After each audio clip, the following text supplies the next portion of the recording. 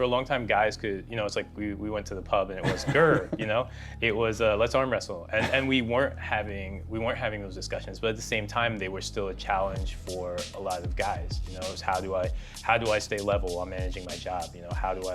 And these have always been questions for guys. But we weren't really comfortable talking about it. I think there's kind of a new understanding of what it means to be a man, what it means to be tough now, and it's okay to be a little bit vulnerable. Welcome to this week's Escape Your Limits podcast. Our guest today was a sports tech columnist for the New York Daily News for 15 years, and with over a decade of training experience, he's worked alongside the NFL and leading track athletes across the nation. Today, he's the fitness director of Men's Health, where he oversees all aspects across digital, print, and video platforms. Men's Health is the world's largest men's magazine brand and the number one source of information for men who want better control over their physical, mental, and emotional lives. Today, our guest shares his definition of an ultra-beginner, why the fitness world needs to be aware of them, and how he accommodates them in his training. His opinion on the latest home fitness trends and why they are deemed successful, and why men's health shouldn't just revolve around physicality. So please welcome the fitness director of Men's Health, Mr. Ebenezer Samuel. Ebenezer, thanks for inviting us to the Men's Health Central New York office, is it? Yes, yeah, that's where we're at. Very impressive, out the back of the building. I don't know exactly where in New York we are. I was saying earlier, the reason we're late, we ended up in New Jersey, but this is definitely, what is it, downtown or uptown? Or? I think I'm not a regular New York person. I live up a little bit in Westchester, so I think this is Midtown. Let's just say it's a really, really nice. It's a nice area out here. Close. It's Midtown. Let's call it Midtown. Yeah, it's very nice. So Men's Health, it's an interesting space, I guess, because we were chatting previously about the, Men's Health's predominantly been workouts and fitness, and we got chatting about sort of what the health and fitness industry is now. So what are you seeing in your position as the fitness director here? How are you seeing how are you defining health and fitness now? I'm defining it very differently than I defined it when I was growing up with the magazine. Because when I was growing up, it was exactly like what you said. It was a lot of the workouts, and it was, let's build muscle, let's try to look like a superhero. And on some level, that's always what it will be for me personally. But the way we're defining it now, I think is the right way for guys, in that we've moved away from fitness just being about, building muscle, building strength. Those things are very, very important. They will always be a piece of the puzzle. But I think now there's more of a 360 view on fitness. I think fitness, we've moved into this discussion more of wellness overall. And that encompasses other things. It encompasses, what are you doing with your nutrition? How is your mental health? Mental health has been a big discussion for probably the last 2 years since COVID. And how is your sexual health, right? And these are all pieces that I think for a long time, one, they actually feed. If we want to be strong and build muscle, it helps to have a pretty good mindset when you get into the gym, right? It helps to have your nutrition down. It helps to have your sleep down. All of those things become assets in the pursuit of muscle and strength. But now as an industry, I think we acknowledge that more, and we're willing to kind of help people service that a little bit more, give them, tips for mental health, give them tips on their diet, give them tips on how to balance their sex life and get more sleep, give them tips on how to meditate. And all of that is making us better at, strength and muscle that I think all guys really want. It seems as though not that I read a lot of women's magazines, but in the past you would kind of see some of those things about talking about sex and performance in bed, and that you would see that kind of in a lot of more of the female magazines. Mm-hmm. Do you think that it's something that I guess guys have never really felt comfortable with talking about, and you mentioned also mental health? Do you think some of this is a good thing that guys do actually talk about some of these things? Because it's not like, I suppose, not that I've done it, but you don't kind of sit in the pub talking about if you've got performance in bed issues and what to do about them and those kind of things. And do you think maybe not talking about those creates a lot of issues that could be solved by it being more acceptable now? Well, unequivocally, I think one of the issues for a long time, guys could, it's like we went to the pub and it was grr, it was let's arm wrestle, and we weren't having those discussions, but at the same time they were still a challenge for a lot of guys. It was how do I stay level while managing my job? And these have always been questions for guys. But we weren't really comfortable talking about it. I think there's kind of a new understanding of what it means to be a man, what it means to be tough now, and it's okay to be a little bit vulnerable. There is a part of that. I think normalizing that is not a bad thing. When the more we can talk about it as guys, and again, it all feeds back to the same thing. If I can feel a little bit more clear-headed because I had a discussion with a friend about the fact that my mental health is not great, and I got that off my chest, I'm probably going to have a better workout. And the counter is true too, where if I go into the gym and I have a great workout, there's a very, very good chance that that's helping my mental health. So I think having this greater 360 view of health and wellness, and making it about more than fitness and more than what we do in the gym. One, it's what all the strong guys have always done. They live, Arnold 24/7, what he eats, how he sleeps, all of that to build muscle, right? And having that 360 view and getting guys to understand that, it's about what you do 24/7, not what you just do for 2 hours a day, is a really, really great thing for all guys. Do you think also there's, and I'll just stay on the sort of, I suppose, what do you call it, sexual health? Is that the word? Is it, I guess, yeah. Is there also a lot of links between, or certainly in terms of what you're doing, exercise and reversing that back into sexual health and performance and confidence? Does that sort of translate backwards? So, okay, this is why you want to exercise, to have a six-pack and some biceps, but also this is how you should exercise because of how it will impact this, the other things. Yeah, I mean, that is definitely a little bit out of my scope. Like, I haven't looked at the research too much in terms of that, but I mean, at a base level, right, if we're training in smart ways, we're on some level elevating our testosterone levels or keeping them where they need to be in a positive way. And that's going to benefit our sexual health, right? And by the same counter, I think there's kind of like increasing research that if you have a good sex life, right, there's some level of testosterone level there, and that's gonna help you in the gym. So again, I think there's just so much crossover in all of these fields, and that's what it is to be a guy. It's about more than even the way we do fitness. It's the six-pack and the big biceps will always be on some level, one, what every guy wants, and two, the measure of, hey, do you go to the gym, right? Mm-hmm. But I think we've changed the way that we view it as fitness professionals in a positive way, in that, it's about movement. How is your movement quality? Are you able to perform day-to-day tasks? Because there are lots of guys with six packs and giant biceps who can't put their arms over their heads, or can't, survive like a 1 mile run. So I think we have a more well-rounded view of fitness in the micro, and we're applying that to a larger scope now. What do you think is driving that? Is this a problem-related solution where it's like, look, this is what's happening to guys now. Here's some ways that we can solve that problem. Or is some of this research-based that we're now finding out things that we didn't know 10 to 15 years ago, and it's like, look, guys, you need to be aware of this because we're a lot more interconnected physically than actually what we realized, multidimensional. I think there are two things, right? And I think the first thing is the era we live in and the audience that we're serving, right? Because I think that audience has changed over the last 3 years. When I was coming up, probably when you were coming up too, we were muscle guys, We're always going to go to the gym. That was, I'm going to go to the gym and I'm going to bench press regardless of anything, like hell or high water. Most people in 2022 are not like that, right? Or a lot of people in 2022 are not like that. They just, they're going to the gym to manage their health because over the last 2-3 years, health has become front and center in everybody's minds. For the last 2-3 years, as we kind of dealt with the COVID pandemic, health was topic number one, topic number two on the news. After years of, being, your fitness was like, maybe they gave us 30 seconds to talk about fitness on TV.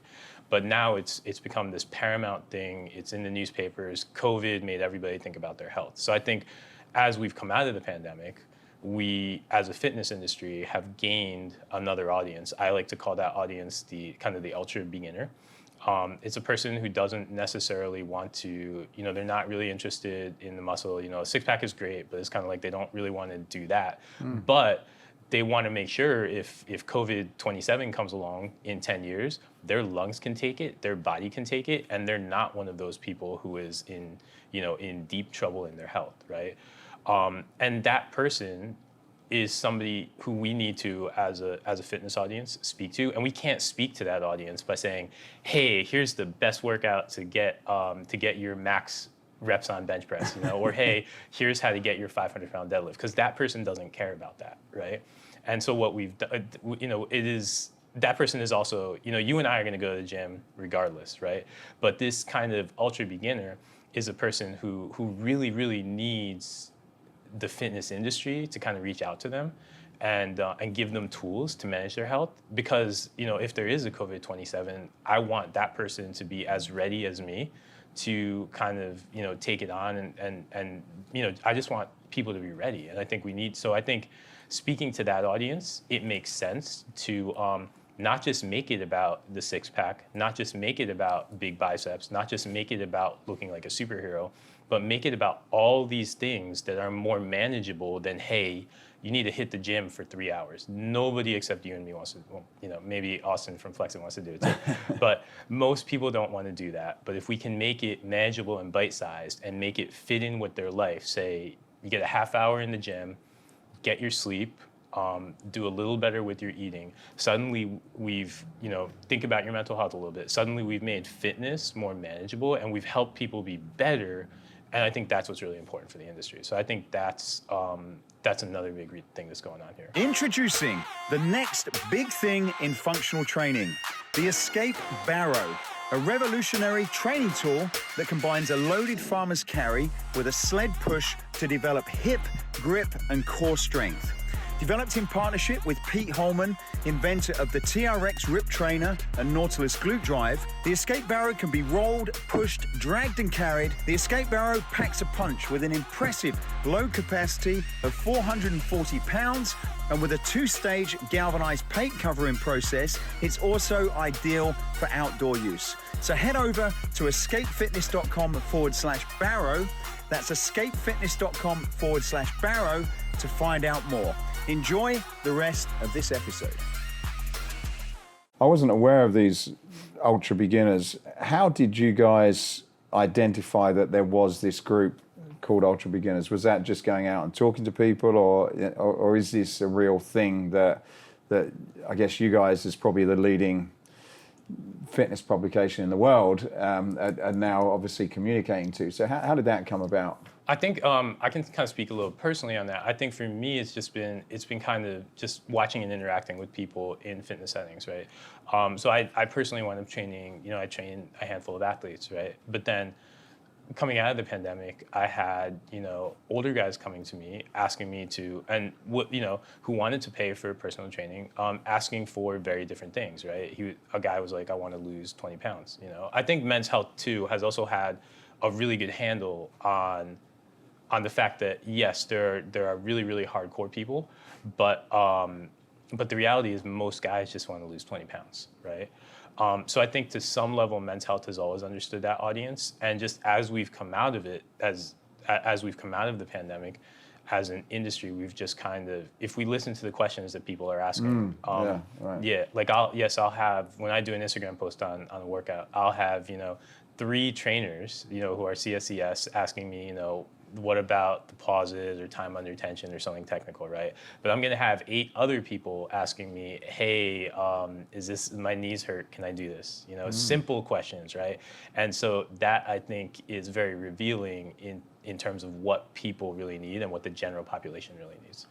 How is that broken up? Do you see that those questions are more for an older population, or are you seeing the younger, the millennials that are also fitting in this category? So it's not necessarily age specific, because I would naturally think that, okay, well, you know, you're sort of 40s, 50s, they've probably let things go and they are maybe this ultra beginner, but are you seeing younger people in that category as well? Yes, and I think what we've seen as a nation, right, and just as a generation, we're a lot. You know, when I grew up, you know, I did not have iPads, or you know, I didn't have any of these cool phones. You know, I didn't have any of that.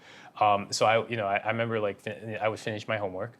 And I would go outside and play tag and throw around the football. And I was active from a very, very young age by default, right?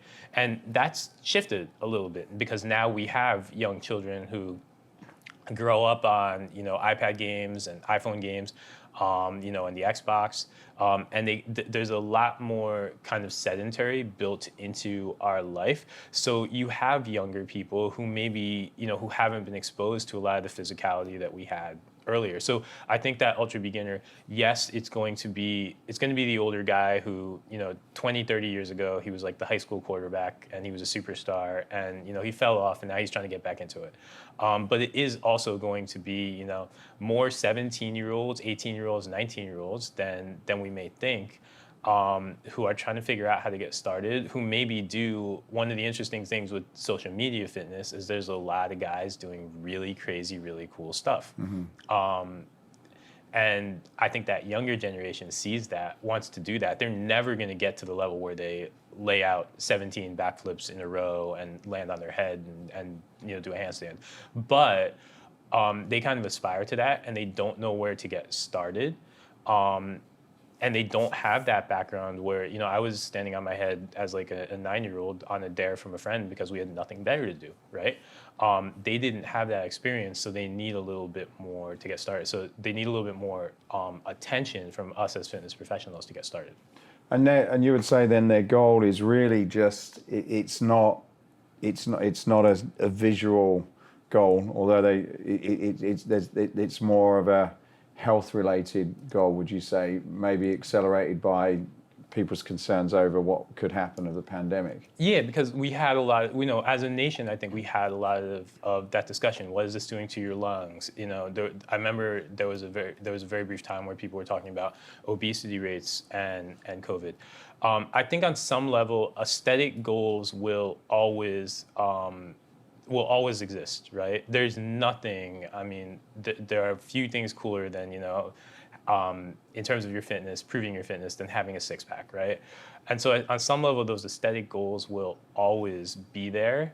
But I think the way the messaging is now, people are also more open to, yes, a six-pack is probably way more work than I want to put in, you know? But if I do this, I can live, if I you know, hit my cardio for 20 minutes a day, I can live 10 years longer for my kids, right? Or I can live 10 years long, you know, I'm about to get married, I'm 23, I can live 10 years longer with my wife. And I think that stuff matters more coming out of the COVID pandemic. You guys have got something called the Home Fitness Awards. Us being a fitness equipment company, this is an area that fascinates me. On a number of levels, and particularly in relation to our conversation, because a lot of the new training tools, you know, we're involved in the industry. We're both involved with Flexit and the type of training that's done there, and it's very functional based. It's kettlebells, it's dumbbells, it's bands, it's sandbags. It's all things that even an average trainer, and I'm saying sort of average trainer when they come out of education, have probably got a basic level of knowledge to really make the most of those. You then bring in these ultra beginners, and it's like, well, you know, they in most cases they won't even know where to start. If you go back 10 to 15 years, you could go into a gym, or even at home have a multi-gym, and it kind of guides you and shows you what to do. You do your leg extensions, you do your chest press, you do your shoulder press. That was where things have come from. So whether it's in home fitness or in a gym, you couldn't really mess it up too much. What are you seeing now in terms of some of the home fitness trends that are being successful, and how do you think, or how are you seeing people bridge the gap to the ultra beginners to be able to help them at least get get going in the right way instead of driving themselves to other problems? Yeah, it's interesting because, like you said, kettlebell. My eyes light up when you say kettlebells, dumbbells, barbells, because that's the bulk of my training, right? And for my particular goals, the reality is for most people's goals, like the basics work. They've always worked, right? They work for Arnold. So I mean, why? We don't need like all these. We don't need all these new toys to get like Arnold. Arnold did it without that. However, I think a lot of kind of the new, when we talk about this ultra beginner, one of the challenges for them is dumbbells, kettlebells, barbells are two things. One, they can be boring, right? It's like how many sets of 12 biceps curls can I possibly do before I mean, I could do them forever, but I understand where they can get boring. Two, they can be intimidating, right? It's like, what, a barbell, I saw this on, I don't really know how to bench press. How do I get started? No way I'm picking up those 100-pound dumbbells. They can be intimidating, right? And I think a lot of the new gear that we're seeing on the market is stuff that I might not ever really use or need in my workouts. I might not be interested in, but at the same time, all of that stuff is aimed at the ultra beginner, and it's aimed at making sure that their workouts are not boring and less intimidating. Those are unequivocally good things because it makes fitness more accessible for everybody. And so I think that's kind of, when you look at a lot of the fitness tech, one of the reasons I think ideas like Peloton and the Mirror and Form has a new device coming out, Tonal. I think the reason those devices work is because, again, you go back to what we were talking about, with young kids and iPads, and it's like we start off so young looking at screens. Screens feel like these kind of shiny toys, right? I look at that and I'm like, I don't need to train on that. I know what I want to do for my workout. But at the same time, when you put a screen in front of somebody and you've attached it to fitness equipment, suddenly we've made fitness accessible. We've made it a little bit fun, and we've let it be the shiny new toy, right?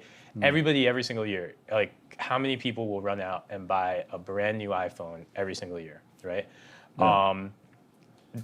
Because it's a screen, it's tech. We love tech as guys too. I think every guy, it's like, you grow up with Legos, and eventually Legos become iPads and 75-inch TVs, right? And when guys can buy tech, it's that shiny new toy, and they're gonna use it and they're gonna love it. And so if I can get a guy to buy a Peloton, right, and it incorporates that tech, and he's gonna use it and he's gonna love it, I think it's okay, And I think what you're seeing, it's not always tech either, too. We have, new concepts for resistance bands. We have ideas like, sandbells, which aren't that much different than sandbags. They're not that much different than dumbbells, but at the same time, they feel new and different. And when they're a little bit less intimidating as well, because you can throw them and drop them and. Exactly. You can use them in your living room, you know?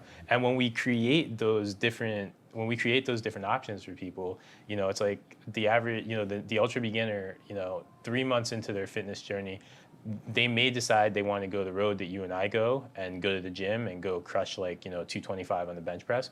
Or they may be like, I'm really, really bored. What do I do next? And then you give them a sandbell, and it's like, oh, this feels new. And it can tide them over for another 3 months. The reality is, we got them moving because we got the sandbell in their hands. When you're looking at your program design, and I know shortly you're going to go off and do some filming for some workouts. Yeah.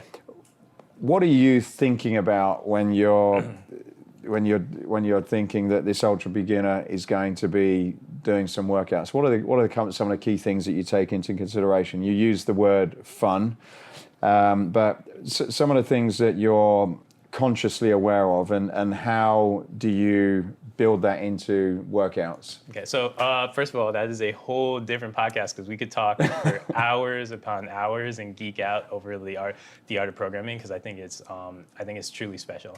Well, we'll get a part 2 at some point when yes. I'm back. Yes, and when we can both land in the same location at the right time, not New Jersey.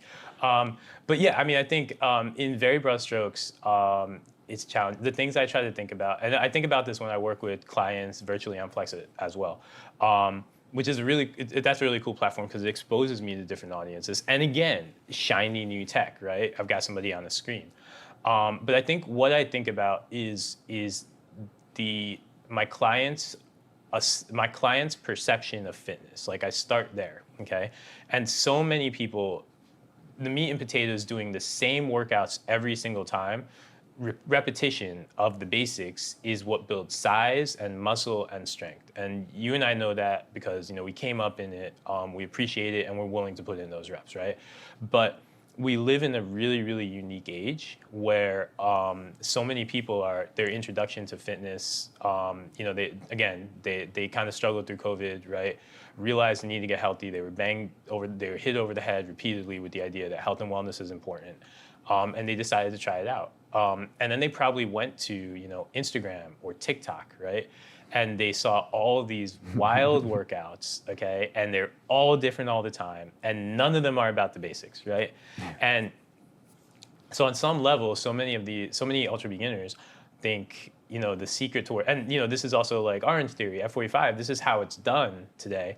On some level, a lot of ultra beginners wind up thinking that their workout needs to be different every time. It's always going to be fun moves. They're always also going to be, and this is the hardest thing I think to teach people, they're always going to be picking themselves off the floor after lying in their own sweat because the workout has to be like hard and crush them. And so that's the perception that they go in with. And if on some level I know the basics work, but if I don't meet that perception, they're not going to have any fun. And if they're not going to have any fun, like I need to keep them coming back to me for 2, 3, 6 months, whatever. Not necessarily because I want to make sure they keep paying me, but because that's how long it takes to see results. I can't get you in shape after 3 workouts. I need you to be consistent. So the trick of programming is taking the basic pieces that we have as trainers and the things we know, right? So it's, I need you to push over the course of whatever cycle we're on training-wise, I need you to push, I need you to pull, I need you to hinge, I need you to do something knee dominant, I need you to brace your core, I need you to do something unilateral, right? And I can't, even though the same pieces, I can give you the same pieces every workout, and we can make that work and get results. My goal in training you is to stealthily keep all those pieces in your workout, but mix it up. Stealthily is the stealthy part is key, and that comes from mixing up the equipment. Maybe this week we're going to squat with the barbell, so I can teach you that. Maybe next week we're going to squat with the kettlebell. Maybe a week after that we're going to grab an Escape Fitness med ball and we're going to squat with that, right? Maybe we're going to do push-ups, on a box today. Maybe the next day it'll be a med ball. Maybe the next day we'll do it offset. By mixing it up, I'm giving the person. By mixing it up just enough while still adhering to the key tenets of fitness that I believe in, that everybody needs, that's how I can keep clients coming back. And that's how I can help clients get to their goals without making them feel like, again, I have to do 20 lunges again. That I think is the art and the magic of programming. And so if I'm correct, you're throwing in different tools that you're probably doing similar variations of some of those fundamental moves that we all know work, but you're probably putting a slightly different spin on it or changing the tools up so people are probably not consciously aware of what is going on because of the perceived variety. Is that what you would say is kind of the success of keeping people coming back in general? I know I've simplified it, but exactly. And it's using all the tools in the toolbox, right? Sometimes it's a different apparatus, right? Sometimes it's a different rep scheme, right? Sometimes it's okay. Last week we did Bulgarian split squats. Today we're going to do Bulgarian split squats, and we're going to pause for 3 seconds on the bottom. It's doing those things because that is, again, shiny new toy syndrome, right? I'm trying to give my client enough new toys that they don't feel bored, but again, we're still hitting the same movement patterns, and that's going to get them everything they need. What are your thoughts on the industry's historic, I suppose, messaging around laying in a pool of sweat on the floor after your workout. I've followed you. I know you're a great trainer, and I understand your appreciation around recovery and how. But I also understand that the perception for someone who doesn't really realize kind of what's going on is that doing that 4 to 5 times a week is not great, and it's going to create a lot of problems. Do you feel that because I certainly do, but do you feel that is still a message that's being given to people, and you've got to somehow try and help them unlearn that no, that isn't what a successful workout needs to look like? I think, and keep in mind, yeah, there are plenty of workouts I get done where I'm lying in a pool of sweat. Leg day, can't stand it. But yeah, I think that's always going to be kind of an uphill battle for the fitness industry. It's always going to be a challenge because people want to look at their workout and they want to be able to say, I worked, right? We as a culture, it's like you work hard, you get results, regardless of whether that's in our job or in our fitness or in, our family or marriage or whatever.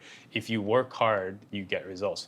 So it's sometimes hard for people to wrap their mind around the idea that working less hard is okay. I think we're always going to wrestle with that as an industry. And the ways that we counter that are just by continuing to educate, right? And continuing to show people new ideas within training. I think the conversations we've had around mobility and the rise of some of these kind of mobility focused studios like Stretched. There's another one called Limber, I think. Mm-hmm. Those concepts, right, give people different ideas, right? They help them understand that there's more to working out than just going hard, right? And then we've had this whole recovery industry just explode over the last couple of years. Hyperice, Therabody, all of these tools, I think, are helping people understand, there is something to down regulation. There is something to not going hard. And I think on top of that, the other piece we have is we have to continue to do content. Like a lot of the content we do at Men's Health tries to drive at the idea that, hey, let's do 4 sets of 8 to 10 reps on the bench. Let's not necessarily go to failure, and you're still going to see results. And I think we just, as an industry, we kind of need to come together and continue to educate. But again, it's such a hard balance, right? Because in order for the body the strength training has always been, and training has always been about adaptation, right? You need to push the body just far enough that there has to be an adaptation. And that's the art of training, right? It's teaching people the just far enough, because too often if you say 4 sets of 8 to 10, and they're not going hard enough, then they're not getting anything out of it, right? So it's a really tricky balance, and I think we're going to wrestle with that for the next 10 to 15 years. If you have a real answer for it, or if you have a solution, I'm all ears, because I'm just doing the best I can on it.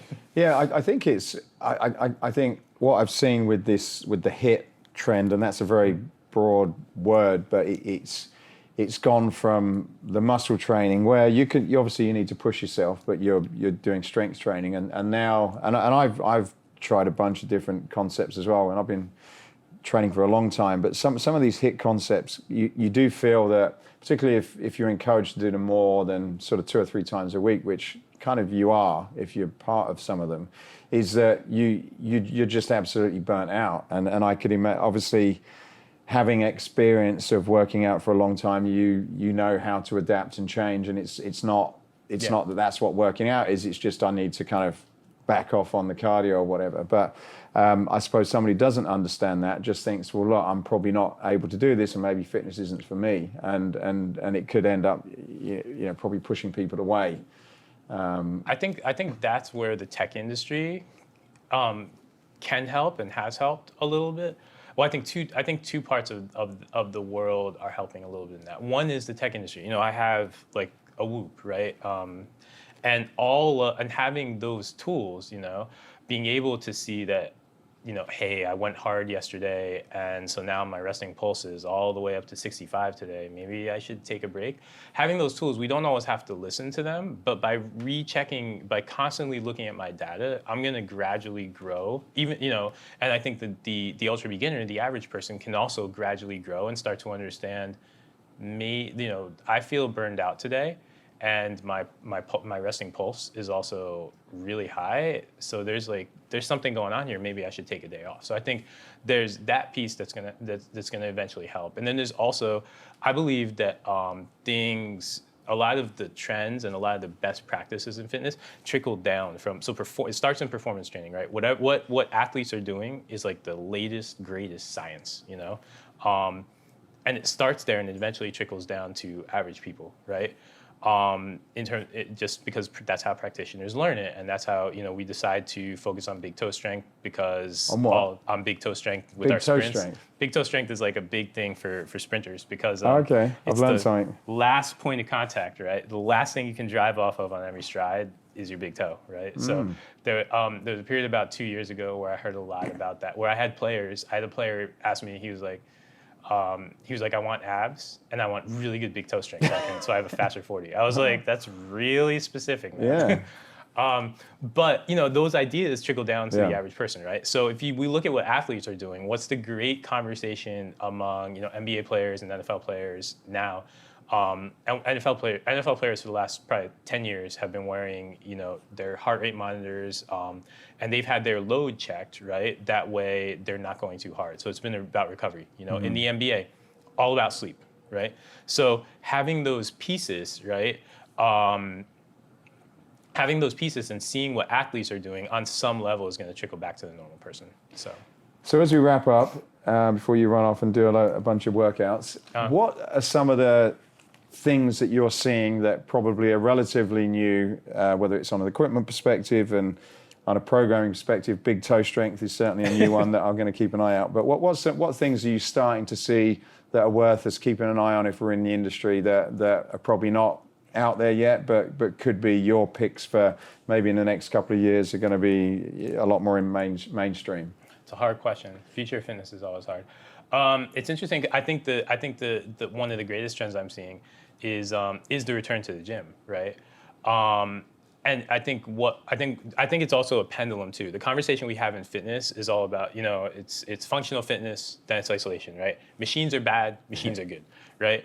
And that's kind of I think it's always a pendulum, and it's been that way for probably like the last 15 years, and for about around the height of CrossFit, so maybe what was that, 5-6 years ago, the pendulum swung towards functional fitness, right? And machines are bad, do everything with the barbell. If you're not doing CrossFit, you're doing it wrong. I think it started to swing back, right? And I think it's starting to swing towards machines again. And before we even got on, we were talking. We had we basically wrote a paper on the belt squat. But I think it's swinging back towards machines, and it's swinging back towards isolation ideas can fit in your workouts. So I think that's one of the larger trends that I'm seeing. And then I think the other thing we're seeing is, or the two other things we're seeing are people returning to the gym, and that is to me, when people return to the gym, that's a willingness to move away from the burpee and the backflip, into, throw a med ball off your head and catch it with your, whatever that is. We're moving away from that, and we're moving back to the meat and potatoes of fitness, right? The basics. People are ready. We're in year, 10, probably longer, of Instagram. And I think people have seen a lot of the crazy stuff. They'll always watch it, but there's a little bit more comprehension that's for the ultra beginner, right? That's not for me. Maybe moving back to the gym. Well, it's good for the algorithm, but that's about it. Exactly. So I think that's the other big thing we're seeing. We're going to see a lot of people move back to the gym in the next couple of years. And I think it's just the continued growth of this tech recovery, right? I think it's this holistic idea too. I think that's the other thing. So we started talking about it's not just fitness; it's kind of wellness and being well-rounded, right? And I think what you're seeing, you look at the apps that Therabody, that Hyperice have worked on, even Flex It, right? The way it's not just fitness anymore, but it's fitness, and then there's a nutrition component. And I think what we're going to see over the next 2 years is a lot more apps, a lot more companies trying to do it all and present a holistic view of this is what it takes to be healthy and this is what it is to be a man. This is what it is to be strong. This is how you get strong. And it's not just because you're going to do the workout in an app or you're going to do the workout you're given. It's because you're going to eat smart. You're going to get your meditation in. And you're going to, you're just going to cover all your bases. I think that's what we're going to see in the future. Fantastic. Well, thank you very much, Eb. We'll definitely have to come back for part 2 on the programming side. I'm interested in talking about that, but I appreciate you inviting us in. Thank you. Hey, I hope you enjoyed this podcast. If you did, then please go over to iTunes and subscribe to the Escape Your Limits podcast. Leave a review, leave a comment. It really would help us a lot to continue to keep these going.